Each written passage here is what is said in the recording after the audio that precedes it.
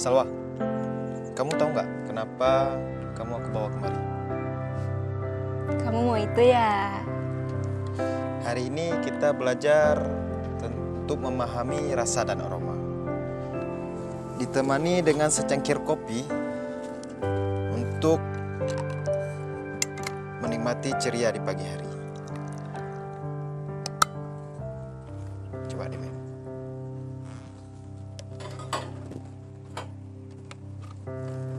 Gimana? Emang beda ya ngopi di sini sama di warung kopi? Ada perasaan dan suasana yang berbeda. Apalagi ngopi bareng kamu. Menyatukan perasaan dan menggabungkan rasa itu, kita itu harus berkompromi dengan alam. Iya memang.